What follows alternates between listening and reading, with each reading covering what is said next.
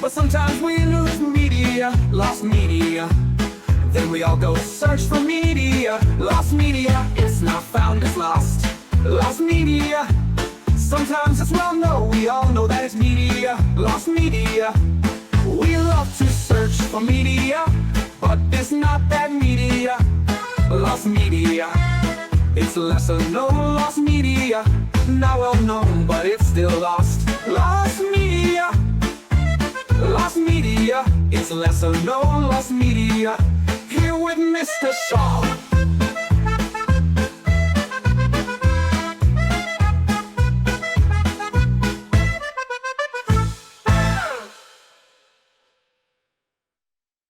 Welcome back, Simian Squad, to volume 93 of Lesser Known Lost Media. We are inching ever closer to that 100th episode, and thanks to some feedback that I got on the channel, we're going to be announcing the giveaway that's involved with that in the 99th episode, and then we'll be announcing the winner during the 100th episode, rather than announcing the giveaway on the 100th and announcing it on the 101st. So, be on the lookout for that, guys. Be sure to like, be sure to comment, be sure to subscribe. And if you're new to the channel, that's okay. These can be watched in any order, and you've got 92 videos to watch after this one. Lucky you.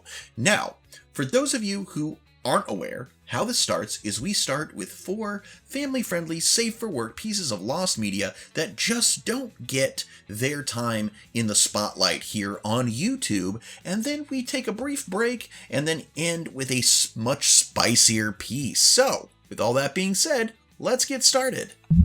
Starting off, we have a piece that was recommended by viewer Rams, who said, "Hey, have you ever heard of Disney's Legends of the Ring of Fire? It's a partially lost Disney short series that I've never heard anyone talk about. Would like to see you cover it in a future video." Well, congratulations, Rams, because today we're going to cover it. Legends of the Ring of Fire, partially found Disney animated series, early 2000s. Legends of the Ring of Fire is an animated Disney anthology series that collected folktales and mythology from Asian cultures that aired from 2003 to sometime in the late 2000s. Due to a lack of documentation, promotion, and cultural/language barriers, the series has become increasingly obscure over the years. According to an article in Today newspaper, and multiple other sources following suit, there were only 6 episodes of Legends of the Ring of Fire that ran from August to October 2003. These episodes were Why the Sun Chases the Moon, The Single Tree, How the Moon Came to Be, How Singapore Got Its Name, The Magic Snail, and How the Durian Came to Be. Despite the claims that there were only 6 episodes of the series being often repeated, evidence has surfaced that there are 10, potentially 11 other episodes of the series, bringing the current episode count to at least 16 or 17. In an article from the site Philstar, it's mentioned that there are 2 additional episodes focused on tales from India and Taiwan, with an article from the Taipei Times giving the later a name, The Lightning Spirit's Daughter. 4 more episodes were found via the Asia TV Awards website, having been nominated for various awards. These episodes were How the Nightingale Became the King of Birds, Why Dogs Chase Cats, The Herdsman and the Weaver, and Why Elephants Have Long Trunks. Finally, 4 other episodes of the series have been found in varying ways. These 4 episodes are Taro, Why Man and Animal Don't Live Together, Princess Alitapatap, and the Sun Sisters. Important to note that the upload of the Sun Sister labels it as episode 17, potentially meaning there's another unknown missing episode. So what's all available? Well, the series only aired on Disney Asia on weekends, each episode airing for a week. The series was never released on home media of any kind, and didn't receive much attention outside of Asian countries. Of the original 6 episodes, only 2 have been found. Why the Sun Chases the Moon, and How the Moon Came to Be. However, the latter is in German. How the Nightingale Became the King of Birds is partially found, as a commercial featuring a snippet of it was uploaded to YouTube. Finally, Taro, Why Man and Animal Don't Live Together, Princess Alitapatap, Elephant and the Bees, and the Sun Sisters have all been found, albeit Princess Alitapatap and Elephant and the Bees are missing their background music and only feature the narration. This leaves 8 videos completely lost, 4 episodes partially found, and of course episode 16 is Existence Unconfirmed. Heck, we don't even have a working episode title for episode 16, and that is of course because one of the found episodes is labeled as episode 17. This entry was actually really cool. Thank you so much, Thamus Rams, for suggesting it. This was actually very interesting to learn about. I do love, popular media from American companies, but in other countries so that we never got to see it here in the States, and Disney certainly fits that bill, so hopefully we find the rest of these someday. At number 2, we have The Adventures of Thomas, partially found production material of cancelled Thomas the Tank Engine live-action film from the early to mid-2010s. For those of you who lived under a rock, Thomas the Tank Engine is a British children's franchise starring the fictional steam locomotive Thomas. The series is based on the Railway series of books with a TV series of the same name, later titled Thomas and Friends, that aired new episodes from October 9th, 1984 to January 20th of 2021, and a reboot that premiered later in 2021.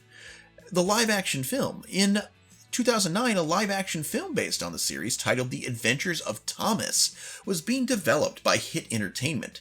Set in London during the Second World War, the film was going to be directed by Shane Acker, who wanted to broaden the series' appeal to an older audience. In a 2011 Deadline article, he describes the plot. The tale will revolve around a preteen boy who has drifted apart from his father. The son is introduced into this world of Sodor, a place his father visited as a child, but can't remember. There is a bonding experience. The film was originally planned to be released in late 2010, but was pushed back to 2012. The same year, Hit Entertainment was bought out by Mattel, who ended up canceling it soon after. So, what do we have? Well, since the film's cancellation, there wasn't a lot of information on the film, outside of a teaser trailer and some concept material resurfacing. But that would all change on June 14th, 2024, when YouTuber Derek Smith uploaded a video on the subject, which included a summary of the film's plot. This was through a script sent by one of its writers, John Klausner. This script currently remains unavailable to the general public. Now, I was never interested in Thomas the Tank Engine. In fact, my mother has told me she's very glad I was never interested in Thomas the Tank Engine, because apparently back in the day, those toys were very expensive. I have no idea if they still are considered such, but I know a lot of people love Thomas the Tank Engine, and one of my core memories, though I never really played with them because they were not necessarily clean. Most pediatricians' offices or doctors' offices that I visited in the 90s as a kid had a Thomas the Tank Engine set up for kids to play with, but of course that place is full of sick kids, and my mom never let me touch it anyway, so never really developed that love of Thomas the Tank Engine. But I know a lot of people did, and I'm sure they'd at the very least like to be able to read the script. At number 3, we have Etcetera, a lost Beatles recording from 1968. I've been told I should cover more Lost Wave music on the channel, so here we go. Etcetera is an unreleased song written by Paul McCartney. It was recorded during the sessions for the Beatles' self-titled double album, also known as the White Album. In 1965, English singer Mary Ann Faithfull told McCartney she planned to record the then unreleased Beatles song Yesterday, wanting to help her career. He wanted to promote her recording and made an offer to write her another song, which would become a ballad named Etcetera. Faithfull would turn down Etcetera, but would still record her version of Yesterday, which was released in October of 1965. McCartney still promoted Faithfull by performing Yesterday with her on the Beatles TV special, The Music of Lennon and McCartney, in December. Now, Paul would later revisit the song during the recording sessions for the Beatles on the 20th of August, 1968. During that day, the Beatles had recorded Your Blues, Wild Honey Pie, and would record further overdubs for Mother Nature's Son. During the session for Mother Nature's Son, McCartney recorded an acoustic version of Etcetera in one single take. After the take was recorded, the tape was taken away by George Martin's assistant Chris Thomas. According to McCartney, the song was written with a Baroque arrangement in mind, like Yesterday.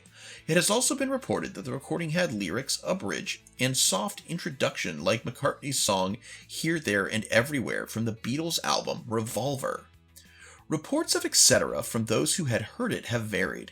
McCartney himself has been uncharacteristically highly critical of the song, on reflecting on his offering the song to Faithfull. Even then, seem to remember thinking it wasn't very good. There was always the temptation to keep your better songs for yourself and then give your next best songs to other established people. So when it was someone like Mary Ann, who was at the time a newcomer, those people would tend to end up with fairly dreadful offerings of mine. It's a bad song. I think it's a good job that it's died a death in some tape bin. And this was from his an interview for many years from now. However, the recording engineer present at the 20 August 1968 session, Alan Brown, had high praise for the ballad. This was a very beautiful song. I recall it was a ballad and had the word etc. several times in the lyric. I only heard it twice, but when he recorded it and when he played it back to him, the tape was taken away and I've never heard of it since. Unlike many unheard Beatles recordings, it has never been officially confirmed if the master tape is still within the Abbey Road archive or has been one of the few master tapes to have been lost. According to music critic Richie Unterberger, it is apparently no longer in EMI's vaults.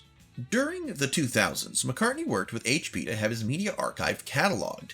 It is rumored that an acetate disc of Etcetera was found. According to reports, the song was an early version of another McCartney composition, Thingamabob, which was recorded by the Black Dyke Mills band. Thingamabob was an instrumental tune recorded for the sitcom of the same name that debuted on August 2nd, 1968 on ITV London Weekend Television. Ironically, the show itself would become lost media as no episodes survive. The recording of the Black Dyke Miles band, sorry, I think I called them Mills first. No, sorry. There's two differentiating things here in the article. One calls them the Black Dyke Mills, and one calls them the Black Dyke Miles Band, so I don't know which one is correct. But this version took place on the 30th of June, 1968, while McCartney was producing. Given that Thingamabob was recorded 2 months before the Etcetera recording, it's possible that Thingamabob was a reworked version of Etcetera before Paul revisited and committed the original to tape. Nothing officially from the Beatles nor McCartney's representatives have confirmed these reports. When the 50th anniversary edition of the Beatles was released in 2018, no recordings of Etcetera appeared on the Super Deluxe 6 CD edition. The reissue's producer, Giles Martin, has not commented on the song or its non-appearance on the set. To date, no versions, official or otherwise, have leaked or been released. No lyrics or sheet music have been made public, and McCartney has never released any recordings of the song since 1968, nor any other artist has released or covered the song. That is to say, guys, there is a Beatles song out there that may be good, it may be garbage, but either way, we don't have access to it, and that pisses some people off. At number 4, we have Emerald Island, a lost environmental, massively multiplayer online game that was around from 2008 to 2009. Emerald Island was an environmentally themed MMO created by Fluid Entertainment Inc. The game was launched on November 3rd of 2008 and ran until late 2009. The tone and gameplay were designed for players around 6 to 12 years old. The game supposedly had around $3.2 million in funding through Trinity Ventures. Other than this, however, very little is known about the game's development, most likely due to the fact that it only lasted for about a year. The reason why the game was shut down was that Fluent Entertainment was sold off to another unnamed company. Both the original website for Emerald Island and the Fluid Entertainment Inc. have since gone defunct, with Emerald Island's domain now being owned by an identically named resort, and Fluid's only showing an error message. It is currently unknown whether or not any assets from the game survive today. So what was this game? Well, the gameplay was similar to other family-friendly MMOs such as Club Penguin or Animal Jam, where the player could create an original avatar and explore Emerald Island, which was located on the fictional planet of Viridis. The goal of the game was to save Emerald Island from the destructive forces of Captain Blunderbore and his crew of pirates, who have already destroyed 7 out of the 8 islands on Viridis. The player could roam freely around the island, grow various plants and trees to help keep the island green, play an assortment of minigames, and interact with other players, who are referred to as citizens within the game's universe. Players could also cultivate a garden outside of their home, which they could harvest the various items grown from it and sell to help them earn in-game currency. So it was an MMO about saving the environment, and unfortunately, I would rather be able to play as a pirate, but again, this game clearly wasn't made for me, and I don't know if any of you played this game. It sounds like it wasn't around for very long, but if you do, share your memories in the comments. Alright guys, it is time for the announcements before we get into the final piece, and of course that announcement is going to be this previous week's KPIs. Again, just a refresher, we're trying to get 2,000 subscribers, an average of 1,000 views per video, and also the other option is that the channel starts bringing in $100 on average per month. Last week we were doing really good. How do we do this week? Honestly, not terrible, though we did move back in a few places. We only increased by 1 subscriber, so 1,159. That's pretty low for the channel on a weekly basis. As far as views, well, we still are doing better than we were at one point, but we only got an average of 254 views per video, which is about a little more than half of what we got last week. And as far as the average channel income, we did go back down from an average of $30 a month to we're down to $21 a month. So kind of not a great week for the channel, but still hopeful, guys. Not going to dwell on it. We're going to keep going. But again, I need your help to meet these goals. Watch the videos, share them with your friends, help this channel's reach grow, because again, if people just aren't digging what I'm throwing down, I'm not going to do it anymore after this year. I mean, that is unfortunately the reality of it. These videos take quite a bit of time, and if I'm not seeing any kind of return on that, it's going to be time to move on. But I don't want to be negative here, guys. A lot of stuff in the works. I'm hoping it's really going to bring this channel back to life. And you know what? Let's get to that spicy piece. At number 5, our spicy piece today is Club 10, partially found Colombian puppet children's series and schmornographic recordings of puppet characters circa 1999 to 2015. Club 10 is a Colombian puppet children's series created by Andres Huertas Mota and aired on Caracol Television from 1999 to 2015. The series starred 3 puppets named Aurelio Chevroni, Dinodoro, and Mary Moon, who went on everyday adventures with 3 families throughout its history, and included sketches, contests, and variety shows. So, throughout the show's history, Club 10 has consisted of 3 families with different settings and conditions, but always maintained the 3 main characters and story itself. From 1999 to 2003, the first family was seen on television nicknamed La Familia 10. It consisted of 6 characters: Paps and his 2 sons, Jimmy and Zeta, 2 sisters who were adopted by the family, Abril and Florecita, and then another child who wanted shelter, Rap. The family show many wacky adventures with messages about families and friends. In 2003, many of the cast members departed the show. The program decided to renew the family and gave way to the second family, nicknamed Club 10. This plot shows the 3 main characters who left the family and are looking for shelter. They arrive at a large residence with 6 other kids who become their family. They discovered the building could work as a children's club, which they name Club 10. After 2005, the last family appeared, nicknamed Generation 10. Not much could be talked about with this family except that Julia Velasquez was the leading actress and presenter of Generation 10 for 10 years. Due to this and a rating loss in early 2010s, it aired its last episode on April 25th, 2015, saying goodbye to the audience and recalling their best moments for 16 years. So, what's the spicy loss thing? Well, that would be the lost sex tapes and photos. In 2017, Fernando Rojas, the puppeteer and voice of Aurelio Chevroni, was interviewed by Vice, where he talks about his time working at Caracol Television and the production of Club 10. The interview started as normal, explaining about his character and discovering acting before Fernando dropped a bombshell. When the interviewer asked if he got bored of his job, he reveals that after the episodes were recorded, the crew would create sexual scenes with the puppets and record and photograph them. Quote, "While we were on breaks, someone with a cell phone was filming the wolf performing oral sex on the cat, and the wolf would then stand up and wipe his mouth and tongue. There are also photos of the wolf taking drugs and being drunk." Gotta love that wholesome family television, right? So, what's available of all this? Well, even though the show was popular, almost no full episodes are available to be found online. The only footage of this show are snippets and promos. However, in 2018, Caracol's official YouTube channel uploaded some parts of episodes from 2014 to 2015, so anything before 2014, including its early episodes, are currently lost. As for the sex tapes, Fernando revealed that he did have the photos and videos in the interview, but was scared to publish them to avoid causing problems with Caracol, though he didn't rule out that they will come to light one day since he wasn't the only one who recorded it. So not only do we have a lost children's show, but we have some very non-kid friendly lost items from this show. To be fair, the people, yes, these shows are made for children. And while the camera is rolling, that needs to be the biggest thing on their minds. But yes, these puppets are controlled by adults, and adults are filthy, filthy perverts, and I would not be surprised if this happened on other puppet-based children's shows when the cameras weren't rolling. This guy just had the stones to admit to it, and apparently he's still got all that stuff. He's not going to release it, but somebody might, so maybe one day this won't be lost, but I don't know. I don't know. Which do you find more interesting, the spicy stuff, or just the fact that the show itself is also lost? Let me know in the comments.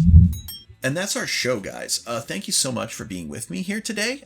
Just so you know, again, if you would like to help the channel monetarily, the best thing is to subscribe, comment, get these videos out there, share them with friends, watch them all the way through without ad block on. But also there are other ways, like beyond being a member or a patron, I also have a multitude of custom miniatures for sale on eBay and Mercari. I'm also currently working on writing and publishing a few standalone RPG adventures. I'm working on one right now. I'm actually going to, the day of recording this, I'm going to be running the adventure for the first time tonight. And, I'm going to be making edits and tweaks to it, but I'm going to start releasing supplemental RPG material on places like DriveThruRPG and the DM's Guild, maybe even Amazon. So I'll let you guys know when I'm doing that. But yeah, if you're an RPG gamer and you want some Mr. Sean original content, that will be available in the near future. But until next time, guys, I just want to shout out my biggest subscribers, J-Dog, and of course Towboy, for their continued support, letting you know that if you would like to get your name shouted out along with them, that can be done either by joining as a member or as a patron on the top tier. And of course, other tiers get their names on the scrolling list and things like that. But until next time, guys, I'm Mr. Sean. This is Mr. Sean Productions, and I sincerely hope that you alpha great day and an even beta tomorrow. Peace out, Simian Squad.